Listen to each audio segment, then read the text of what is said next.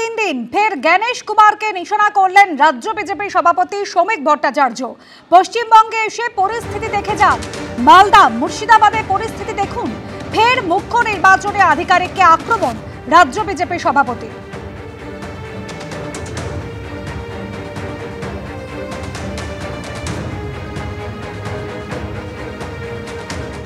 বিএলওরা hijacked হয়ে যাচ্ছে, অন্য যারা প্রসেসের মধ্যে আছেন তারা কম্প্রোমাইজড হয়ে গেছেন, সারেন্ডার করে ফেলেছে তৃণমূল কংগ্রেসের কাছে। সাধারণ মানুষ সরকারি চাকরি করেন, একটা চাপ রাখবার ক্ষমতা তো তাদেরও আছে। কতক্ষণ সহ্য করবে, কি করবে? অসহায় অবস্থা।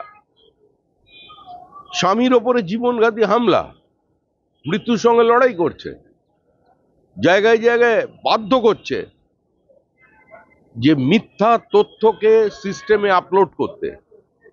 অনেক দেরিতে পাঠিয়েছে, আরো আগে পাঠানো উচিত ছিল। আর পশ্চিমবঙ্গে যেন পাঠাতে হবে, 12টা রাজ্যে এসআইআর হচ্ছে, কোনো জায়গায় কোনো সমস্যা নেই। যত সমস্যা পশ্চিমবঙ্গে। আমরা তো গণেশ কুমারকে বলছি যে আপনি দিল্লিতে বসে থাকবেন না, আসুন বাংলায় এসে দেখুন। একটু মুর্শিদাবাদে যান, মালদায় যান, বীরভূমে যান, দক্ষিণ 24 পরগনায় যান, গোসাবায় যান, আপনারও জীবনে একটা অভিজ্ঞতা হবে। আপনারা শুনলেন তৃণমূল কংগ্রেসের সুরেই এবার গণেশ কুমারকে আক্রমণ করছেন বিজেপি। রাজ্য বিজেপি সভাপতি শ্রমিক ভট্টাচার্য তিনি ফের একবার নিশানা করলেন গণেশ কুমারকে। তিনি বলছেন শুধু দিল্লিতে বসে থাকলে হবে না, কলকাতায় এসে দেখুন কি পরিস্থিতি। একাধিক বিএলও তারা আক্রান্ত হওয়ার খবর সামনে আসছে। বিএলওদের গান পয়েন্টে রেখে ফর্ম ফিল আপ করানো হচ্ছে। 12 জন পর্যবেক্ষককে পাঠিয়েছেন, কিন্তু গণেশ কুমার তিনি নিজে যেন কলকাতায় আসেন এই বার্তা দিচ্ছেন রাজ্য বিজেপি সভাপতি শ্রমিক ভট্টাচার্য। আর তারই পাশে দাঁড়িয়েছেন বিরোধী দলনেতা শুভেন্দু অধিকারীও। শ্রমিক ভট্টাচার্য গতকাল ঠিক কি বলেছিলেন শোনাবো। এসআইআর চলছে, এটি একটি সাংবিধানিক সংস্থা, নির্বাচন কমিশনের দায়িত্ব। বিএলওরা দিকে দিকে আক্রান্ত হচ্ছেন, বিএলওদের উপর চাপ সৃষ্টি করা হচ্ছে। পঞ্চায়েত অফিসে তুলে নিয়ে গিয়ে ক্লাব ঘরে, বিভিন্ন জায়গায় তৃণমূল অফিসে বিজেপিকে ঘেরাও করে তাদের স্বামীদের আক্রমণ করে, কোনো ক্ষেত্রে গান পয়েন্টে তাদের দিয়ে ফলস স্টেটমেন্ট আপলোড করা হচ্ছে। বিএলওদের সুরক্ষা দেওয়ার দায়িত্ব নির্বাচন কমিশনের। তারা 12 জন অফিসার শুনছি পাঠিয়েছে, কিন্তু দিল্লিতে বসে থাকলে হবে না। আমরা দাবি করছি যে গণেশ কুমারকেও আসতে হবে কলকাতায়।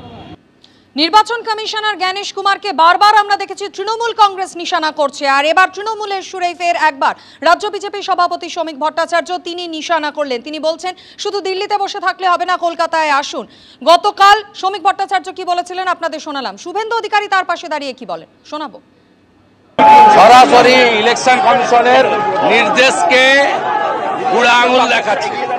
ইলেকশন কমিশনের উচিত যেমন স্পেশাল অবজারভার দিয়েছে তেমনি প্যারামিলিটারি ফোর্স দিয়ে ইলেকশন কমিশন বিএলওদেরকেও সুরক্ষিত করা। ইলেকশন কমিশনের গণেশ কুমারের শ্রমিক ভট্টাচার্য আমাদের সভাপতির দাবিকে সমর্থন করে বলব। বিএলওরা হাইজ্যাক্ট হয়ে যাচ্ছে, অন্য যারা প্রসেসের মধ্যে আছেন তারা কম্প্রোমাইজড হয়ে গেছেন, সারেন্ডার করে ফেলেছে তৃণমূল কংগ্রেসের কাছে। সাধারণ মানুষ সরকারি চাকরি করেন, একটা চাপ রাখবার ক্ষমতা তো তাদেরও আছে।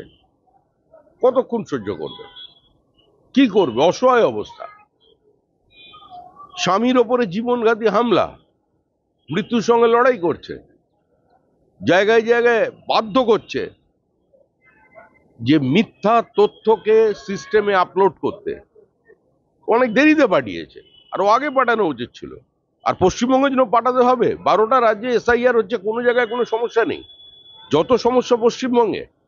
আমরা তো গণেশ কুমারকে বলছি যে আপনি দিল্লিতে বসে থাকবেন না, আসুন বাংলায় এসে দেখুন।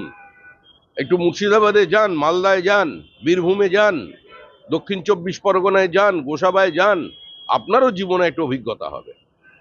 আমরাও প্রথম দিন থেকে বলছি বিএলওদের দায়িত্ব নির্বাচন কমিশনের, শুধু নিরাপত্তার দায়িত্ব নয়, বিএলওদের যে প্রাণ চলে যাচ্ছে সেই দায়িত্বটাও কিন্তু গণেশ কুমারের।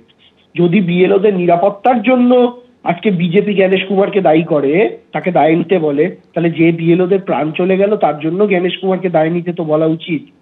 এক যাত্রায় তো পৃথক ফল হতে পারে না, তাই না? যেদিন তৃণমূল কংগ্রেস সাংসদরা দিল্লিতে গেলেন, মুখ্য নির্বাচন কমিশনারের সঙ্গে দেখা করে তাদের ক্ষোভের কথা জানালেন, সেদিনই এ রাজ্যে রাজ্য বিজেপি সভাপতি শ্রমিক ভট্টাচার্য গণেশ কুমারকে উদ্দেশ্য করে বার্তা দিলেন। আর এই নিয়ে কি প্রতিক্রিয়া শ্রমিক ভট্টাচার্য গত 28 তারিখ কি বলেছিলেন রাজ্য বিজেপির সভাপতি গণেশ কুমারকে উদ্দেশ্য করে রাখবো। বিএলওদের আজকের এই অবস্থা যদি হয়, তার জন্য তারা যে পরিস্থিতির শিকার হচ্ছে তার দায়িত্ব কিন্তু নির্বাচন কমিশনকে নিতে হবে। নির্বাচন কমিশন দিল্লিতে জ্ঞানেশ কুমার বসে থাকবেন, উনি জ্ঞানগর্ভ 2-3টে স্টেটমেন্ট দেবেন, আর পশ্চিমবঙ্গের স্থিতি অন্যরকম হবে, এটা হতে পারে না। নির্বাচন কমিশনকে আসতে হবে, এখানে জ্ঞানেশ কুমারকে আসতে হবে, কি অবস্থায় বিএলওরা আছে তাদের দেখতে হবে, কিভাবে প্রক্রিয়া চলছে সেটাকে বুঝতে হবে। দুজন প্রতিনিধি পাঠালে চলবে না, তার প্রতিনিধি এখানে ওই অফিসের মধ্যে কিভাবে আছেন সেটা তাকে বুঝতে হবে। দিল্লি থেকে একজন অফিসার পাঠিয়ে দিলাম আর তারপরে ওপর থেকে বসে মনিটরিং করলে চলবে না। পশ্চিমবঙ্গের পরিস্থিতি অন্যান্য রাজ্যের থেকে আলাদা। ইলেকশন কমিশনার যদি মনে করেন দিল্লিতে বসে থেকেই আর 2-1টা ডেপুটেশন নিয়েই তিনি ওখান থেকে মানে স্যাটেলাইটের মধ্যে দিয়ে পশ্চিমবঙ্গের এই প্রক্রিয়াটাকে কন্ট্রোল করতে পারবেন, ভুল করছেন। তাকে এখানে আসতে হবে। আমরা সমস্ত নথি নিয়ে তার কাছে যাব, কারণ বহু ক্ষেত্রে যাদের বিরুদ্ধে এফআইআর হওয়ার কথা ছিল কোনো ব্যবস্থা এখন পর্যন্ত নেওয়া হয়নি। বিএলওদের নিরাপত্তা দেওয়ার দায়িত্ব পুরো এসআইআর প্রক্রিয়ায় যে সরকারি কর্মচারীরা যাদের নিয়োগ করা হয়েছে, যারা কাজ করছেন, তাদের নিরাপত্তার দায়িত্ব ইসিকে নিতে হবে। ফোনে কোনো কাজ চলবে না।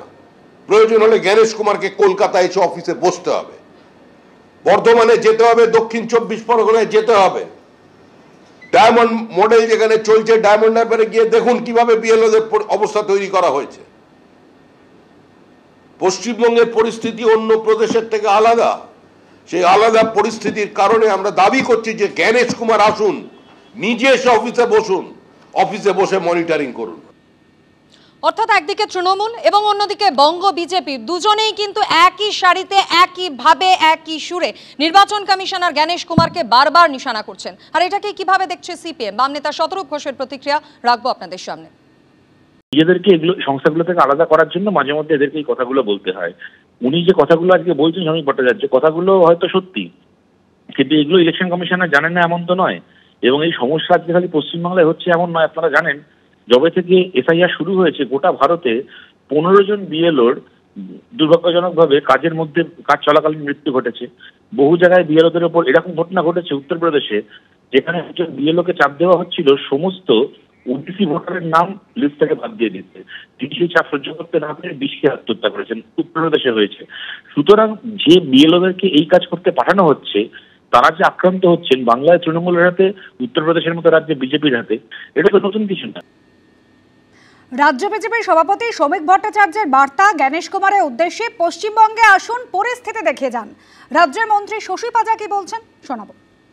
এত লাপালাপি করে তো লাভ নেই। আপনারা যদি মনে করেন যে চিফ ইলেকশন কমিশন কিংবা ইলেকশন কমিশন আপনার নির্বাচনী বৈতরণীটা পার করবে, মানে এটা খুব দুঃখের বিষয়। কারণ আমরা গতকালকেও দেখলাম বিজেপির রাজ্য সভাপতি অন্যরকম একটা উষ্মা প্রকাশ করেছেন চিফ ইলেকশন কমিশনারকে নিয়ে। তার নামেতে বললেন বেশি জ্ঞান দেবেন না ইত্যাদি। বাস্তবটা দেখুন। এবার বাস্তবটা বুঝতে পারছে ভারতীয় জনতা পার্টি। এতদিনে 1 মাস লাগলো আপনাদের বুঝতে। বিহারে কি বুঝতে চাননি, না বুঝে অবুঝ ছিলেন? এবিপি আনন্দ, এগিয়ে থাকে, এগিয়ে রাখে।